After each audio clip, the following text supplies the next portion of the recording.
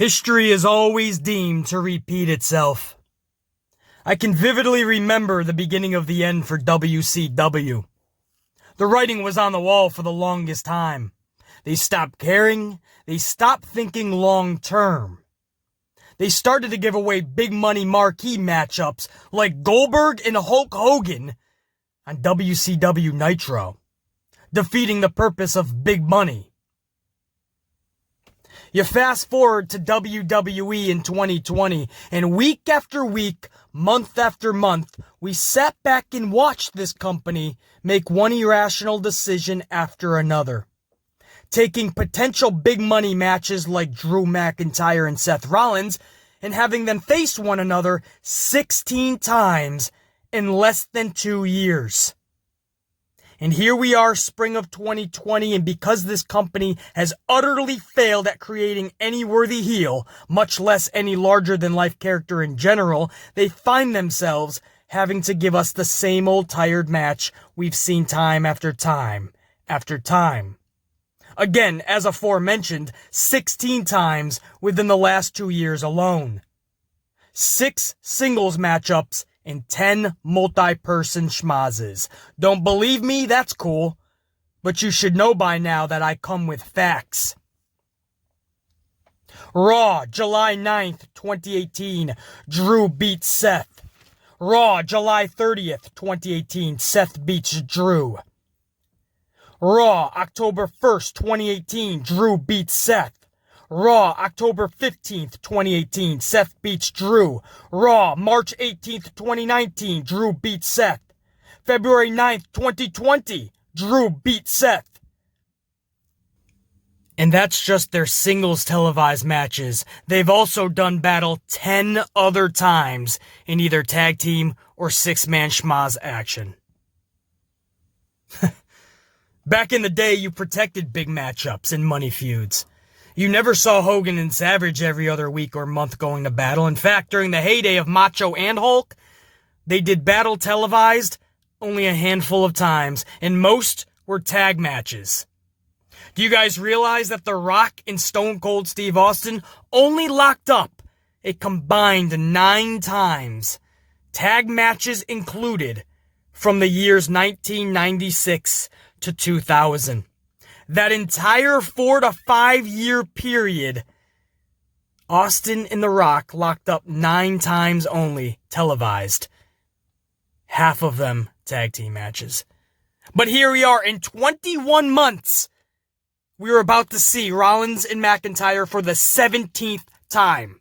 That, my friends, is what I mean about redundancy. And I am sure that the WWE is hoping that the sheep are just going to forget about those 16 matchups, and the smart fans like BC Amplified will just accept and enjoy it. And trust me, I'd like to. I want to. But it's gonna take more than just Rollins is a Messiah heel now, and Drew is a face champion. 'Cause you can switch their roles twice a month. You can make Seth the Power Ranger and Drew a Stormtrooper, and I'll still need more out of this. For the 17th time in less than 2 years, they better move mountains during this feud. Anything less is unacceptable for us and for them. And that is today's opening monologue. Monday Night Raw for 4/13/2020 kicks off with Drew McIntyre middle of the ring. He's thanking the fans for all of their support after winning the WWE title at WrestleMania. He says despite all the negativity online, he's been receiving nothing but positive feedback. Out comes Zelina Vega and Andrade. Zelina declares Andrade the real champion of Raw. And Andrade tells Drew, last time I beat you and took your title, I put you out of action for 6 months. Of course, Andrade is talking about that epic battle he had with Drew for the NXT Championship just a couple years ago during NXT TakeOver, where unfortunately Drew was injured during that match and had to take more than 6 months off. So as if dropping the title to Andrade wasn't enough, insult to injury was Drew getting injured. And when Drew came back, you guys remember he was called up to the main roster. So the interaction between Drew and Andrade has been quite minimal in the past couple years. So Drew laid down a little challenge, champion versus champion, in the main event. Now, I don't believe the titles were on the line, but still, this is Drew and Andrade. Main event of Raw, I'm sold. So out of the gate, this show is showing signs of life. This show actually has some potential. A pretty good opening segment, setting up a pretty badass main event. Of course, we're not going to put any real stock into this show until they show us consistency throughout, but a good way to start. Then Asuka defeats Ruby Riott in a Money in the Bank ladies qualifying match. I want to say yay for Asuka, but what? This is 50-50 booking at its worst for Asuka. Back-to-back losses to Cross and Bliss, and then a win over Ruby Riott. They clearly don't know what they're doing with Asuka, and they're just ruining her more and more by the week. We'll take her up 10 feet forward, we'll drop her back 15 feet. We'll bring her up 22 yards, we'll take her back 27 yards. We'll give her 10 inches, we'll take her back 17. And Ruby Riott, where do I even start? You gotta feel so bad for Liv Morgan and Ruby Riott. Morgan came back with actual excitement. People like me thought she'd fit perfectly with somebody like Bray Wyatt, but even if not, you could do so much with Liv Morgan. Instead, she's been irrelevant since she came back. They brought her back with this stupid Lana storyline, and then she's been irrelevant and non-existent since. Many people would say she's lucky to even get a pre-show match at WrestleMania, because that's where she was. Now you look at where she's at on these shows. Oh yeah, she's not even on these shows. Tragic for Liv Morgan, but also Ruby Riott, who had so much potential. She's good in the ring. She's got the look. She was improving by the week before this injury, and now she's back, and she was brought back for what? To be fed to Shayna Baszler during the Elimination Chamber match. Literally fed. And now, nothing for her. And it's clear. It is evident. So on one hand, you want to say, that's great for Asuka, but look at Asuka's booking. How can I say that? And for Ruby Riott, even more tragic. Anyway, Asuka moves on to lose at Money in the Bank, no doubt. But she moves on nonetheless. As far as her partner, Kairi Sane, that's a whole nother story we're going to get to in a few minutes. Continuing on with Hour 1, Alistair Black defeated Oney Lorcan with Black Mass. But just like last week when Apollo Crews gave Black way more of a battle than Black should have had, Larkin nearly defeated Black 3 separate times in this match. I want to say great for Crews and great for Larkin.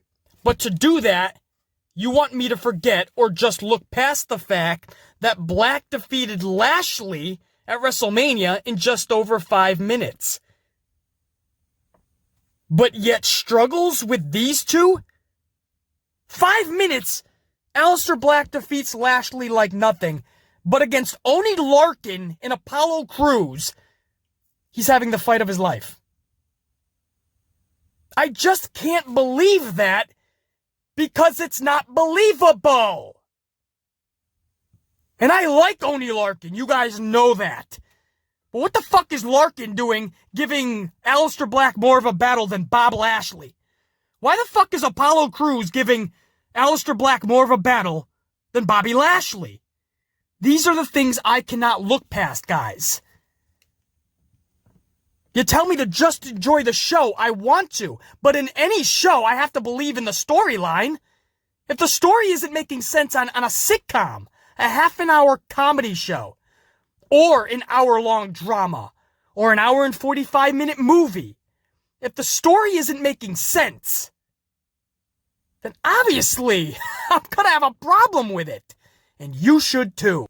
And Becky Lynch ended hour number 1 talking some gibberish about how she beat Shayna Baszler at WrestleMania by using her mind more than her strength, and setting a warning out to anyone who wins the Money in the Bank contract that she's going to defeat them. Luckily, this was only a couple minutes long, and we could all get on with our lives. Shayna Baszler starts hour number 2 in a backstage interview for a rebuttal on Lynch's statements, but instead is asked about Ronda Rousey's controversial words. And, of course, Rousey has the whole wrestling world abuzz. She's working everybody. Now, I can't stand when somebody calls professional wrestling fake.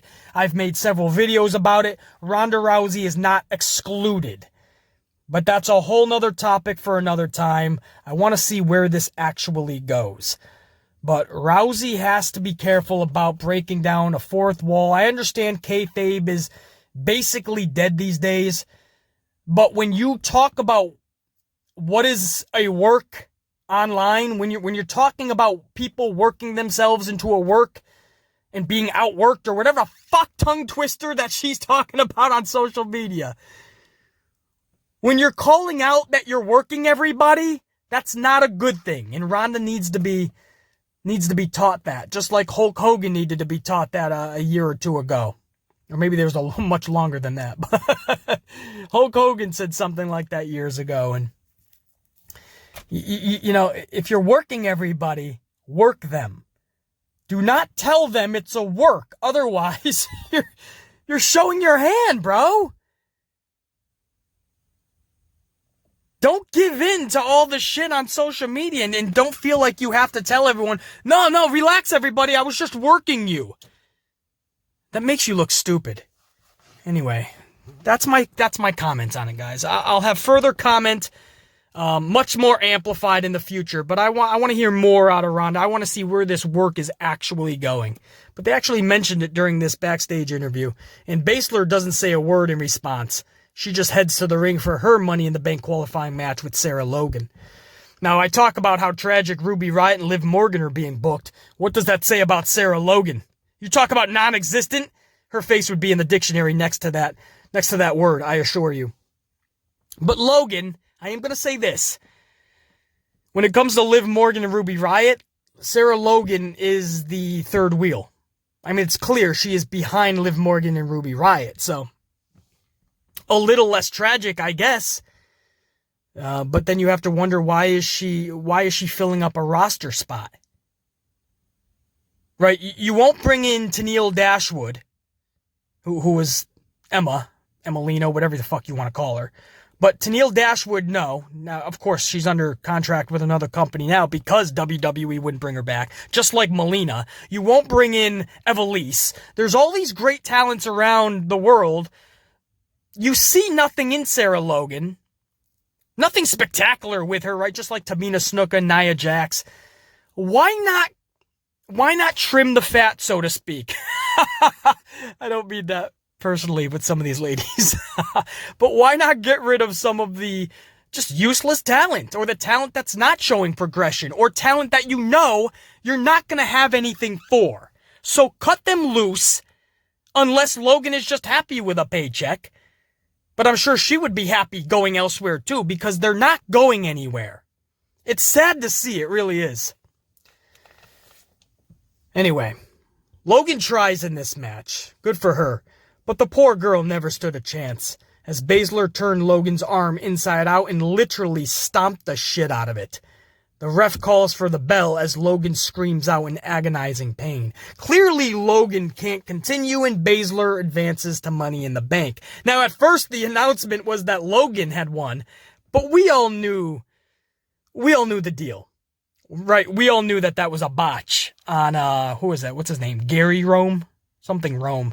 Anyway, the announcement we knew was a botch. The way the referee was acting, Shayna Baszler obviously won the match because Logan couldn't continue. So, I mean, it's cool. It makes Baszler look like a fucking, the badass beast that they want to book her as.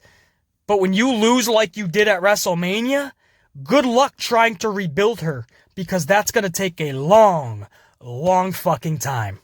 Up next, Tozawa and Austin Theory have a decent match, ending with Theory hitting the ATL on Tozawa and racking up his first singles victory on the main roster. Andrade and Garza join Theory afterwards and beat down Tozawa some more.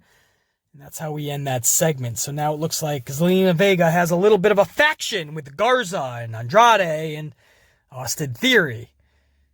Pretty cool little faction they got there, right? Some damn good wrestlers.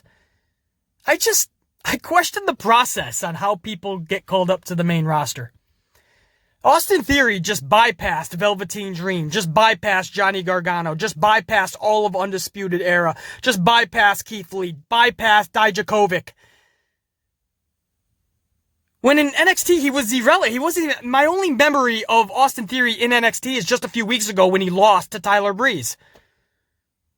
And he bypassed everybody. Same thing with Lacey Evans. I don't even remember Lacey Evans in NXT. I don't even remember it. None of her matches. Yet Lacey Evans bypassed that entire talented group of ladies down there. I say down there. I mean, they're mostly out of Orlando, but they do travel now. But they just have people like Lacey Evans and Austin Theory. The same thing with Apollo Crews. Apollo Crews never amounted to anything in NXT. And by the way, most of the names that I'm naming are damn good wrestlers. Lacey Evans showing signs of potential, at least. But when you talk Apollo Crews, Austin Theory, these are damn good wrestlers. But they were nothing in NXT. And they bypassed everybody to get to the main roster. It's almost like, and I know this is happening because it's evident. It's like Vince McMahon is sitting down with Triple H and saying, who can you give me? And these are the people that are expendable to Triple H.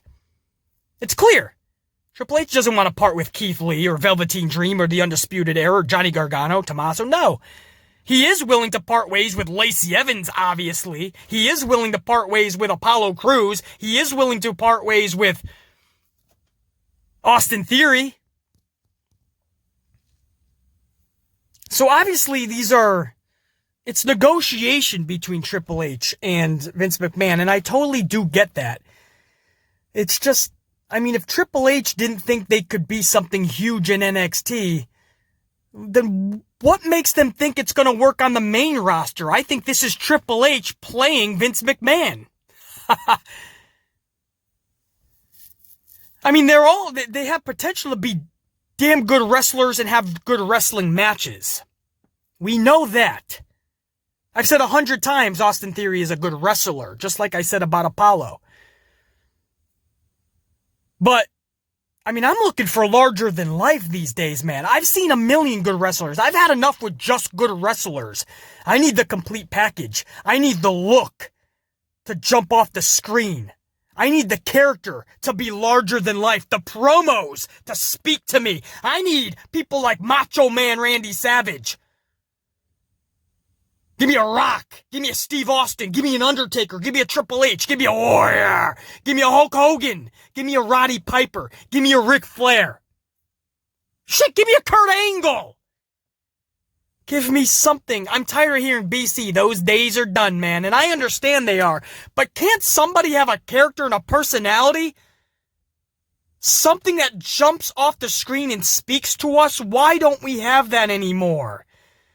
I'm just seeing like a prototype, time after time, a good wrestler, just coming after, out of the conveyor belt. It's like we're in a fucking factory. And we're just popping out wrestlers. And today's fans are okay with it. Every single one of them, oh, good wrestler, oh, this one, he's huge, he's gonna be huge. Oh, this wrestler, he's gonna take the company by storm. Can't we relax? And try to create larger-than-life individuals?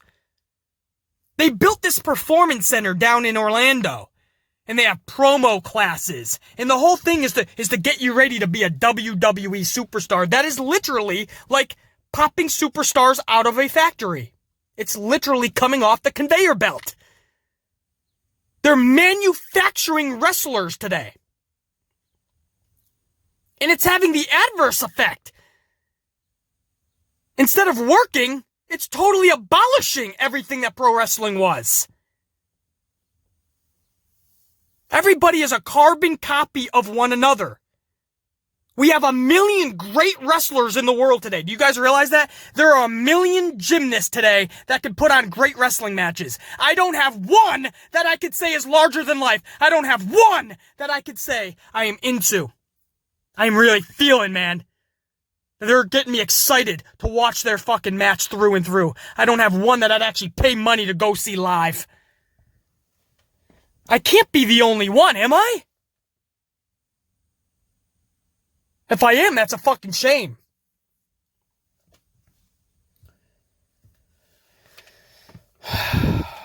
Anyway, I don't know the plan here. They have a little bit of a faction. Theory, Garza, and Andrade. 3 damn good wrestlers. Who, for the most part of Monday Night Raw last night, just went out and started beating everyone up. Okay, but wasn't that supposed to be the Architects of Pain's gig? Right? They're the faction that goes out and beats everyone up. Is that done? Buddy Murphy nowhere to be found. Obviously, one of the AOP is injured. I think it was Razar. So maybe they're keeping both members just out. So is the Architects of Pain just finished now? And the new faction is Zelina Vega's crew? Or do we have 2 crews that are going to go out there and try to beat people up I don't know what they're doing. And sadly, if that was just the case, I don't know what they're doing, then that's cool. That's what a fan shouldn't know. I should just sit back and watch. The problem is the fucking company doesn't know what they're doing. And that's obvious. With the XFL no longer in existence, I'm hoping that McMahon's fucking full attention is back on this product. Because even when it is, irrational decisions are being made. But at least there's more focus on the program. We started to see that last night, by the way. I know I'm harping on a lot of shit. You know, Ruby Riott versus Asuka is something I at least will the inkling of that match, the thought of that, I will sit down and give that the chance. Tozawa and Austin Theory, I will sit down. The inkling of it, the thought of it will make me watch. And setting up the main event that they set up, that'll make me watch. So there's signs of life in this show. I'm just questioning a lot of how they're going about business, and I'm questioning it because I know how that company runs. I know how those individuals run that company, and I know they don't have a long-term plan. That's where the problems lie. Garza, speaking of, then defeats Tahuti Miles via the wing clipper, and post-match, there's Theory, and there's Andrade again.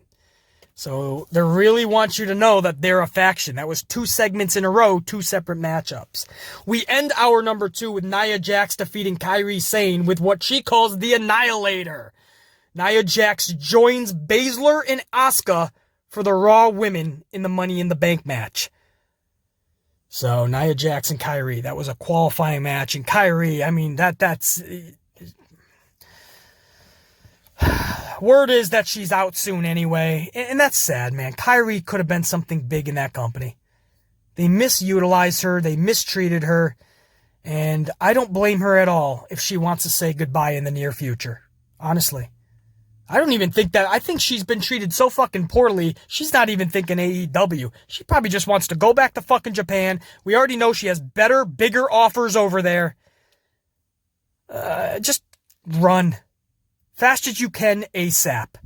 If I'm Kairi Sane. Nia Jax. I can't even, man. I can't even. Nia Jax. Nia Jax has everything working for her, if you think about it. And yet she can't fucking work worth a lick. She has everything. She's The Rock's cousin. And she's massive. Vince McMahon will never let her go, just like Tamina Snuka, right? Jimmy Snuka's family, that's his daughter, and she has a presence. That's where it ends. But that's what I mean. We can't get the complete package. We can get the look and the presence, and we can't get a good promo and a damn good wrestling match. Or we have a damn good wrestling match and a good promo, but we don't have a look and a presence. Or just, we don't get a complete package in this company. But Nia Jax is made in that company. She can literally do whatever the fuck she wants. She recently told a story about how Ronda Rousey was injuring Alexa Bliss, supposedly, at the live events when Ronda was doing full time. And Nia Jax actually went to management and said, that's enough, or I'm gonna take this matter into my hands. Like, I'm not gonna need you. Like, I'm gonna take care of it. And to have the balls to go up to management and say something like that, you know she's made in that company. Nia Jax is dictating what Ronda Rousey should be doing in that ring. And then Nia Jax, we already know she walked out of the company because she didn't want to do a job to Sasha Banks. She walked the fuck out. Anyone else with the skill, with the talent or lack thereof of Nia Jax would be fired. She just walked out because she didn't want to do a job to Sasha Banks. She comes right back and she gets the spot that she left. Vince McMahon don't give a fuck. Kairi Sane busted her ass this whole last year that Nia Jax has been injured. Kairi Sane got injured and finished that matchup with Charlotte and Becky Lynch at TLC. That's how much of a warrior she is. Not a kabuki warrior, a legit warrior. And what's her prize? When Nia Jax comes back, she gets squashed. Awesome. Kairi, thank you for everything you gave us. Run as fast as you can away from this company. That's my advice for you. Hour 3 begins with Charlotte Flair middle of the ring cutting a meaningless promo, just like Becky Lynch did earlier in the night. Charlotte is putting Io Shirai, the number 1 contender for the Women's NXT Championship, on notice. And then she basically puts the entire NXT Women's division on notice and says she's on Wednesday nights now. And she's basically the boss of Wednesday nights. She is going to be taking over. And just the thought of that women's roster, like Tegan Nox, Dakota Kai, Candice LeRae, all doing the job to Charlotte Flair is enough to make you nauseous. But it's going to happen probably 2 at a time because it's Charlotte Flair. Vince McMahon will tell Triple H how to book Charlotte Flair in NXT. I assure you, if you think this is just Triple H's decision, you got a couple 2-tree screws loose up in the dome piece. If I harp on this, we'll be here for another half an hour. This is something that we're all going to have to sit back and unfortunately watch the ladies of the NXT roster totally get derailed real time. Bobby Lashley defeated No Way Jose with a spear up next, but even more noteworthy is what happened mid-match when Lana was shrieking at what Lashley should be doing to Jose. Lashley exited the ring, walks up to Lana and asked politely but firmly, "Would you please just shut the hell up?" Lana was upset, but it was clear Lashley is just fed up with the ravishing nut job. I expect them to be breaking up, separating sometime before or at Money in the Bank. Long overdue. Tag action next with the Viking Raiders versus newly formed team Cedric Alexander and Ricochet. This was actually a good match. Sloppy as fuck at times, but the power, strength, and agility of the Raiders matched with the franticness and relentlessness of Ricochet and Cedric made this a fun match. Ricochet and Alexander played the strike fast and strike often approach throughout this match, but in the end, it just wasn't enough. The Viking Raiders win the match. Unfortunately, the finish was botched when Ibar dropped Alexander before he could slam him. Definite bummer because, again, I actually enjoyed this match and it deserved a good finish. That botch, that sucked not just for the fan, it sucked more for the Viking Raiders because you really felt that they wanted to end this the right way. But the match itself, again, was at least fun. They gave him ample amount of time, too. And I just don't think Ricochet and Cedric Alexander took one moment of rest. I think that's where a little bit of the sloppiness came in. Not just that, but you're talking about 2 smaller dudes and 2 really bigger dudes. You give them fucking over 15 minutes.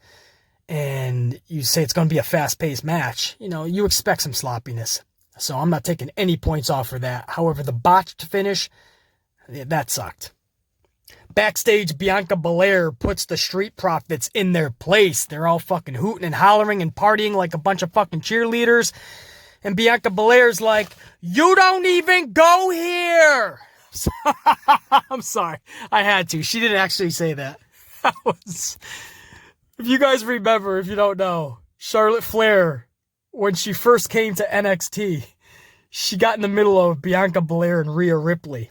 So Bianca Belair looks at Charlotte, and so sincerely, she looks at Charlotte, and Bianca just says, "What are you even doing? You don't even go here!"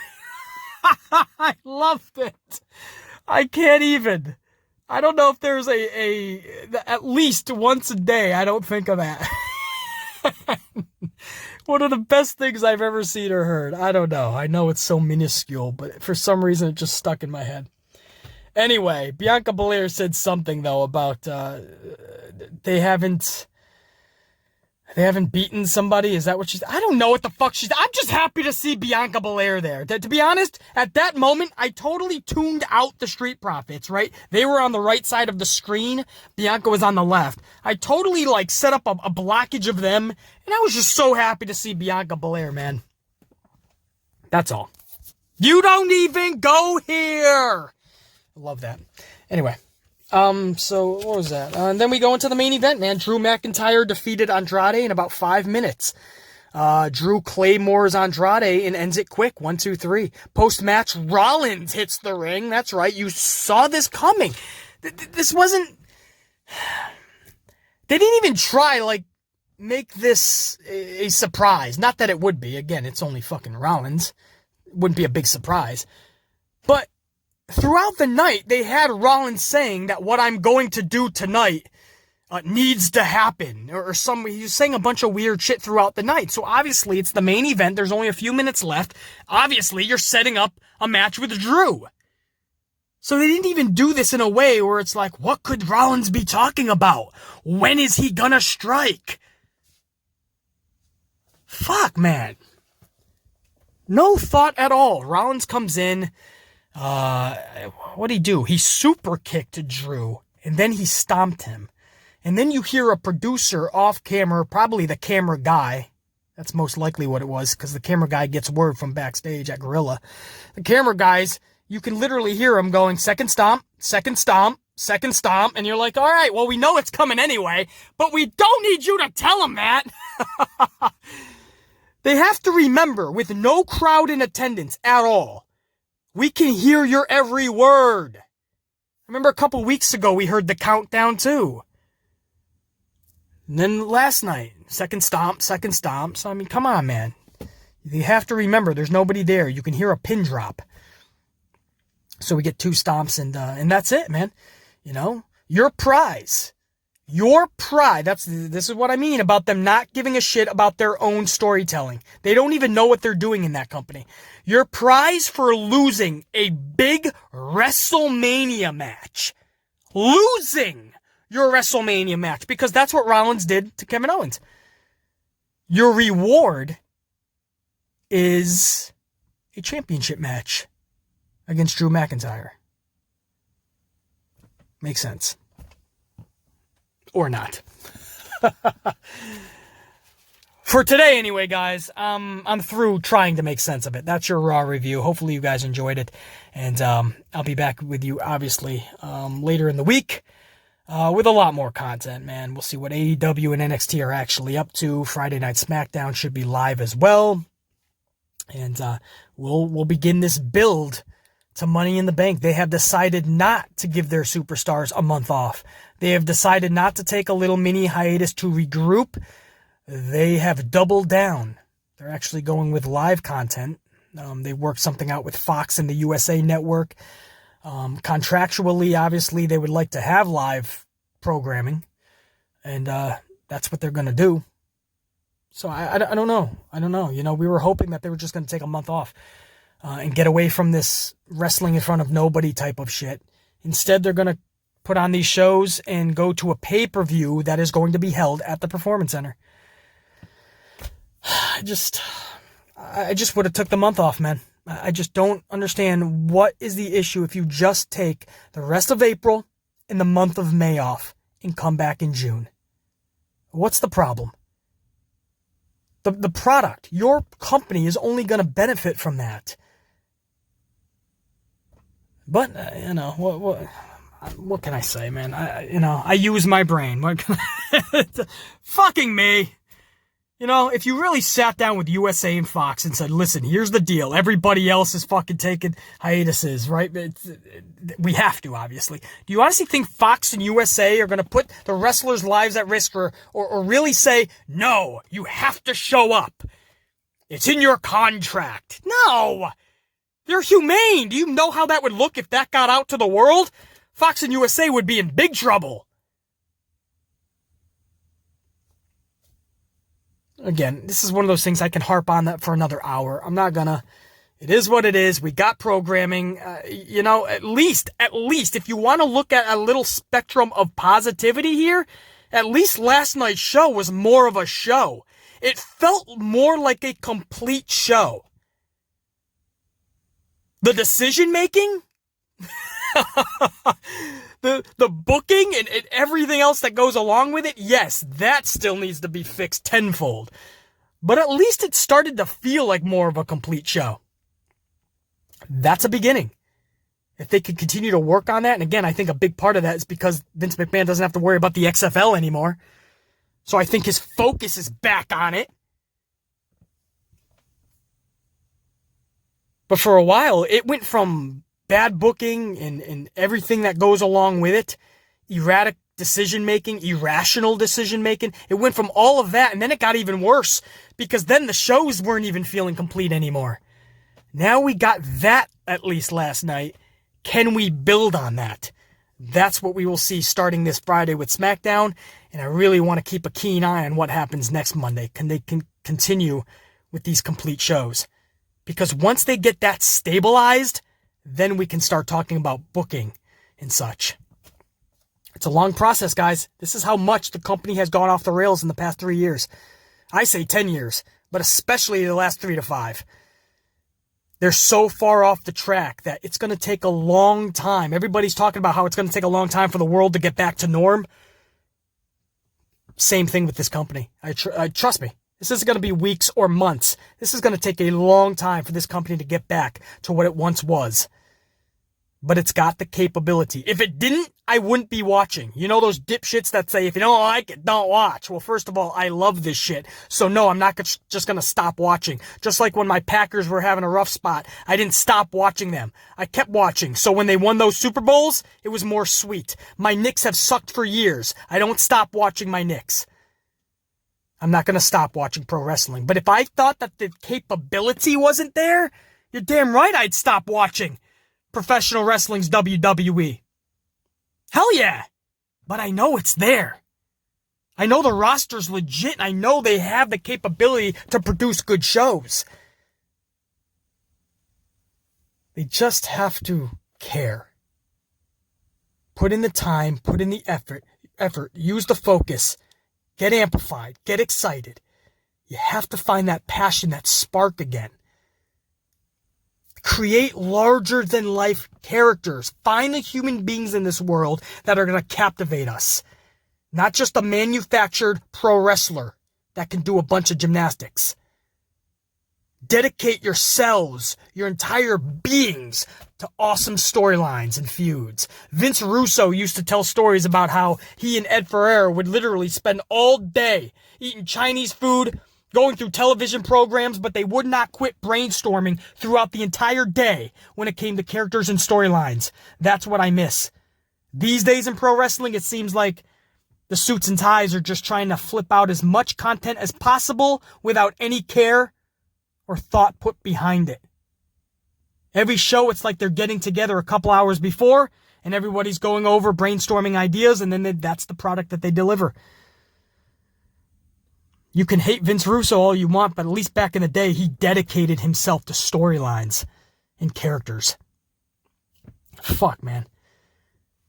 Again, I know, I said about 10 minutes ago I was going to fucking end this, but once you get me going about how this business can be changed, how this company, WWE, can be changed for the better, man, I start getting excited. I start that passion and amplification up.